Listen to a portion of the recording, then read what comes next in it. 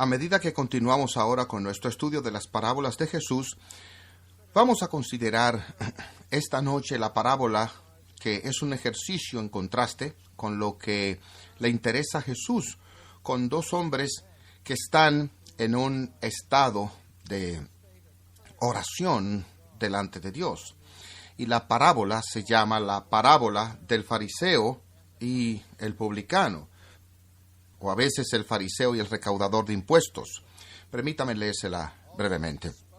Él también dijo esta parábola a unos que confiaban en sí mismos como justos y menospreciaban a los otros. Dos hombres subieron al templo a orar, uno era fariseo y el otro publicano. El fariseo, puesto en pie, oraba consigo mismo de esta manera: Dios, te doy gracias, porque no soy como los otros hombres, ladrones, injustos, adúlteros, ni aun como este publicano. Ayuno 2 veces a la semana, doy diezmos de todo lo que gano.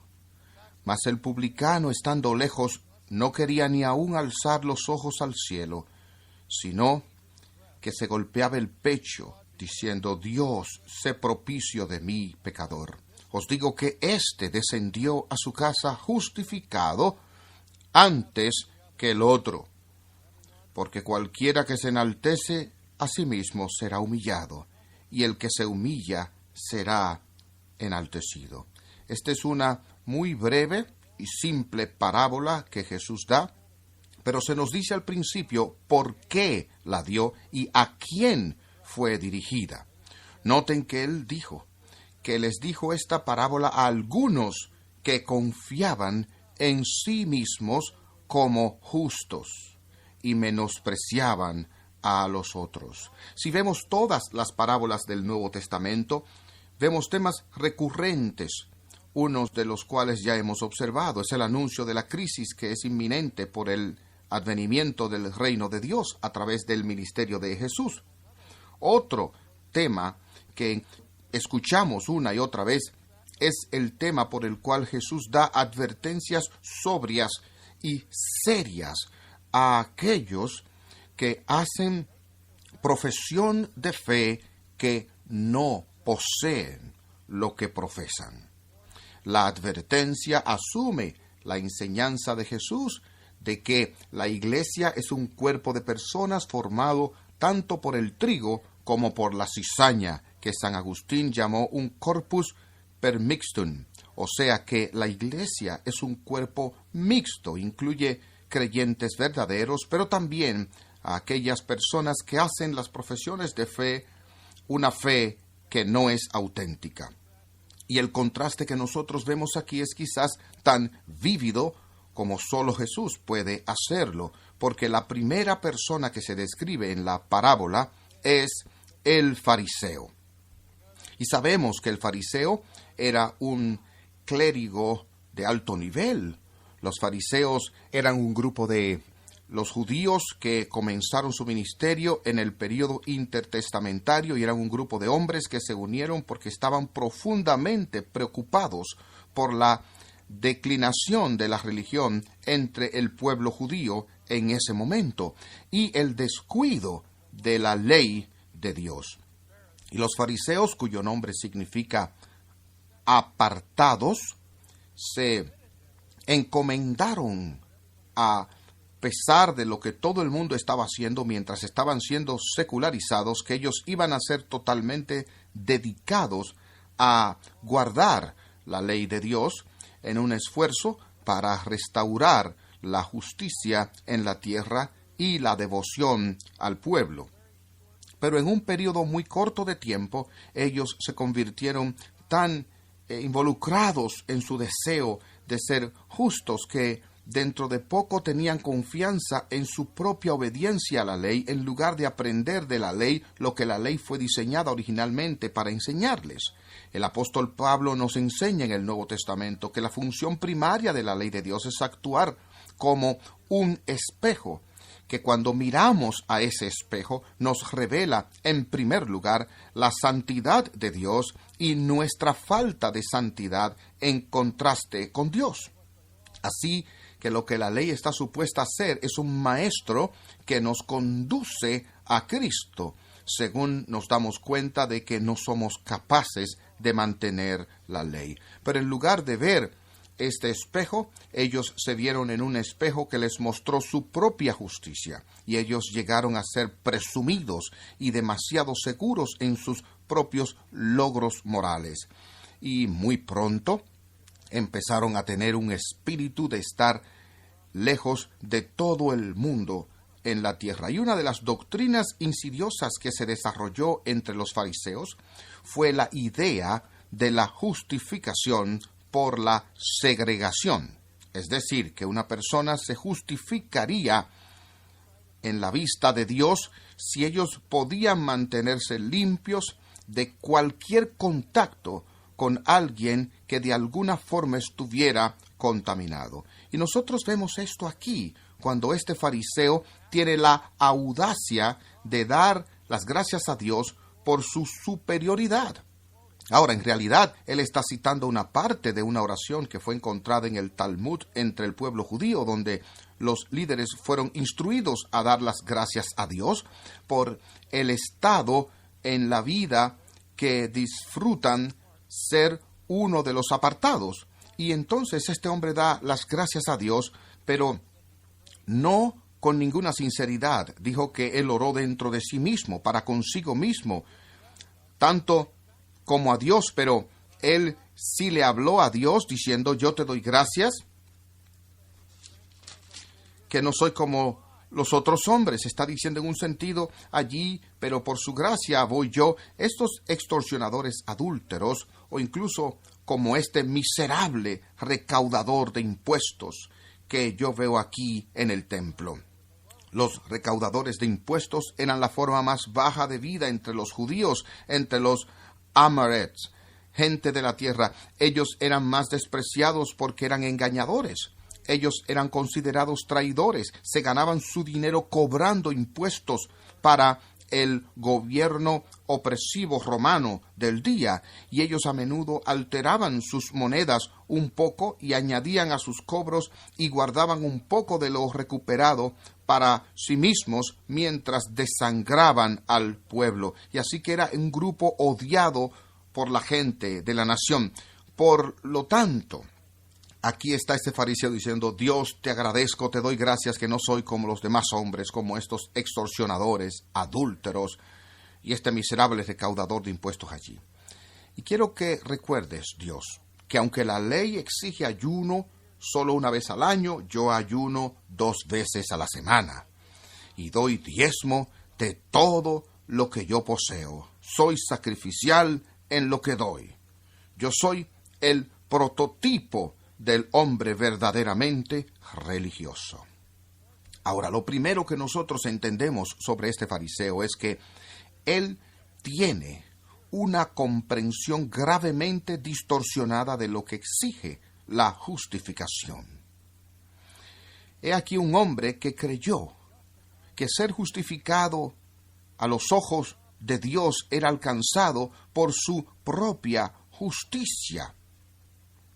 He aquí un hombre que añadió a la gracia su propio mérito, que añadió a la fe sus propias obras, añadiendo a la obra de Cristo su propio rendimiento o actuación. Y hay muchos cristianos en el mundo hoy que creen que para ser redimidos, para ser justificados, deben tener fe, debes tener gracia y debes tener a Cristo, pero ellos invariablemente añaden algo más a la mezcla. Ellos dicen: debo tener fe más obras, debo tener gracia más mérito, debo tener a Cristo más mi propia justicia. La Iglesia Católica Romana, por ejemplo, hasta el día de hoy enseña que Dios nunca declarará a un hombre justificado hasta o a menos que la justicia inherente resida dentro de esa persona. En otras palabras, uno debe ser santificado antes de que podamos ser justificados, que es exactamente lo contrario de lo que el Nuevo Testamento realmente enseña y lo que se reitera aquí en esta parábola. Ahora, eso fue solo el primer problema que tuvo el fariseo. Él tenía una comprensión completamente equivocada de lo que se necesita para ser justificado.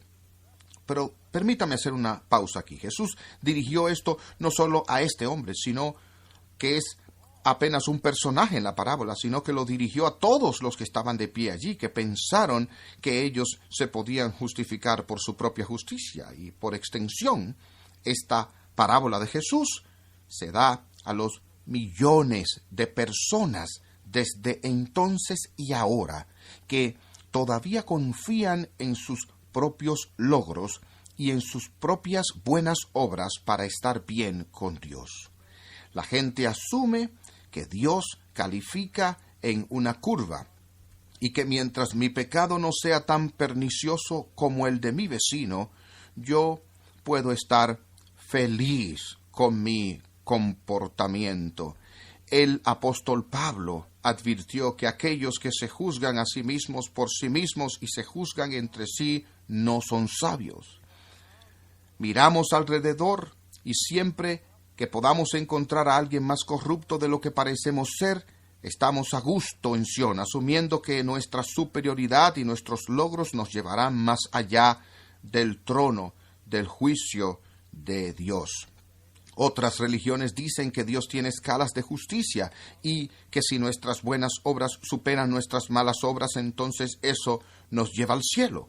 Sin embargo, lo que Dios exige es perfección. Su ley es santa y nosotros no somos santos. Como los salmos preguntaron, «Oh Dios, si ves la iniquidad, ¿quién puede sostenerse?». Esta es una pregunta retórica. La respuesta es clara. Ninguno de nosotros podría posiblemente pasar la barrera de la justicia de Dios basado en nuestro comportamiento. Por lo tanto, asumir que somos o que nosotros vamos a entrar al cielo porque hemos vivido una buena vida, o intentando vivir una buena vida, o por haber vivido una vida mejor que otros que nos rodean, es cometer una ridiculez, es cometer el error más fatal de todos. Sin embargo, el segundo error quizás es incluso peor que el primero, porque incluso si fuera el caso que pudiéramos subir al cielo por nuestra propia justicia, el fariseo habría tenido una vista muy exagerada de su propio logro. Incluso si fuera cierto que pudiéramos subir al cielo por tener más buenas obras que malas obras, ninguno de nosotros posiblemente podría lograrlo sobre esa base, porque nuestras malas obras superan con creces nuestras buenas obras. De hecho, nosotros nunca hemos hecho una auténtica buena obra en nuestras vidas, como dice el apóstol. Con una evaluación real de nuestro comportamiento por la ley, no hay quien haga lo bueno, ni aun uno. Y decimos, espera un momento, no puede ser tan horrible. Recuerden que cuando Dios considera nuestros hechos, Él no solo considera el acto en sí, si corresponde a su ley, sino la motivación para Él mismo. Hicimos esta obra particular con un corazón dedicado 100% a Dios. Nosotros estamos llamados, como el gran mandamiento lo dice, a amarlo con todo nuestro corazón, toda nuestra mente, toda nuestra fuerza. Y no hay ninguno de nosotros en esta sala que haya amado a Dios con todo su corazón durante 1 hora o 1 minuto de su vida. Así que cada obra que nosotros hacemos siempre está empañada por la imperfección del corazón dedicado y la voluntad que la realiza. Así que este fariseo estaba equivocado en todos los aspectos de su redención, y en contraste completo con este hombre que está jactándose de la diferencia entre él y el publicano, está el mismo publicano. Leemos que el recaudador de impuestos, estando lejos, ni siquiera levantaba sus ojos al cielo, sino que golpeaba su pecho diciendo: Dios, ten misericordia de mí, un pecador. No podía tan siquiera levantar sus ojos al cielo. Saben que uno de mis himnos favoritos es el himno de Augusto Toplady, Roca de la Eternidad. La estrofa en el himno: en mis manos nada traigo, simplemente a tu cruz yo me aferro. A tu cruz yo me aferro. El fariseo trajo su ayuno en la mano. Él trajo su diezmo en la mano. Él trajo su categoría y su posición en la iglesia en la mano. Mientras que el recaudador de impuestos lo vemos con su mano vacía. No tenía nada para contribuir a su propia salvación. Todo lo que él tenía era un ruego de misericordia. Señor, sé propicio, misericordioso conmigo, un pecador. Por lo tanto, el publicano sabía quién él era, lo que él era.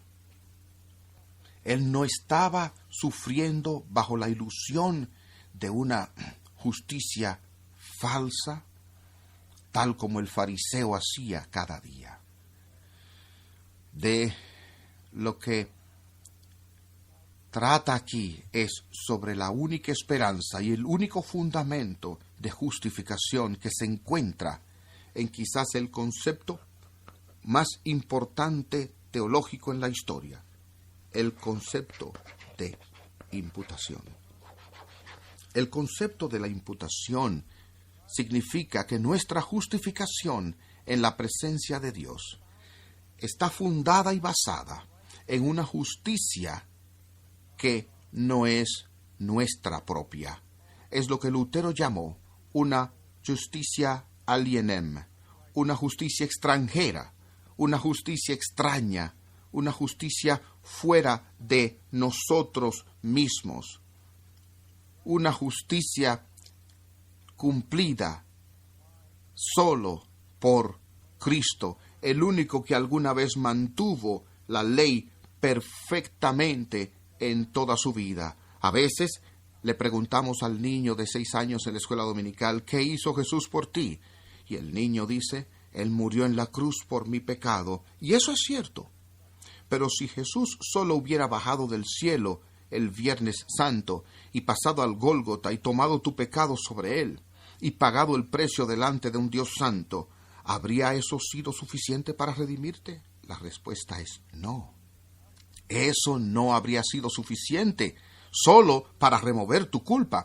Eso habría sido suficiente para eliminar tu castigo, pero lo que no hubiera hecho era suministrarte o darte la justicia que Dios exige de cada ser humano. Por eso Jesús tuvo que nacer, Él tuvo que vivir bajo la ley, Él tuvo que hacer lo que llamamos una vida de perfecta obediencia activa, para que en su obediencia Él acumulara por sí mismo justicia perfecta. Y es esa justicia que luego se transfiere a la cuenta de cada persona que pone su confianza en Él y solo en Él. Y mientras ese fariseo confiara tanto en su propia justicia, él no podía de ninguna manera ser redimido. Recuerdo a mi mentor dando un sermón en una iglesia un día sobre los estragos radicales del pecado. Y después del servicio, una dama dulce, ancianita, se le acercó y le dijo: Dr. Getzner, usted me ha hecho sentir de este tamaño. Y él la miró, sonrió y le dijo: Señora, eso es demasiado. Eso es demasiado mucho. ¿No sabe que tanta autojusticia la enviará al infierno para siempre? Si usted está confiando en sus logros, en su bondad, en sus obras, usted no es diferente de este fariseo que fue a su casa injustificado. El que fue a su casa justificado, el que se fue perdonado, fue el que descansó en la gracia y solo en la gracia. Ahora, ¿qué es esta misericordia de justificación? ¿Y qué estaba buscando este publicano? La esencia misma de la justificación, queridos amigos, es el perdón. Lo que pasa en la justificación es que Dios pronuncia a una persona justa, quien en y de sí mismo no es justo, pero con esa declaración otorga la remisión del pecado. El pecado de esa persona es eliminado, es removido, es enviado a la oscuridad exterior, es enterrado en el mar del olvido, tan lejos como el oriente está del oeste. Y cuando dice que este publicano fue a su casa justificado, lo dijo con certeza, fue a su casa perdonado. Perdonado. Pablo trata con esta doctrina de la justificación en Romanos. Después de que él explica todo, él dice, por lo tanto, siendo justificado, es decir, que la justificación es algo que ya ha ocurrido, tenemos paz para con Dios y acceso a su presencia. El fariseo tenía posición, pero todavía estaba en guerra con Dios. Todavía era una persona sin perdón. Y mientras una persona está confiando en su propia justicia, nunca puede experimentar esa gracia del pecado que se quita y el perdón que se recibe otra vez. El publicano, él no tenía nada que reclamar. El único mérito que él tenía delante de Dios era de mérito. Todo lo que él tenía que traer delante de Dios era su pecado. Y él sabía que él era un pecador. Dios, ten misericordia de mí, un pecador. Y Jesús dijo, él fue a su casa como un hijo adoptado por Dios. Se fue a su casa perdonado. Se fue a su casa justificado. Y Jesús nos advierte a todos nosotros que escuchamos esta oración, que aquellos que se exaltan a sí mismos serán humillados, y aquellos que se humillan a sí mismos serán exaltados.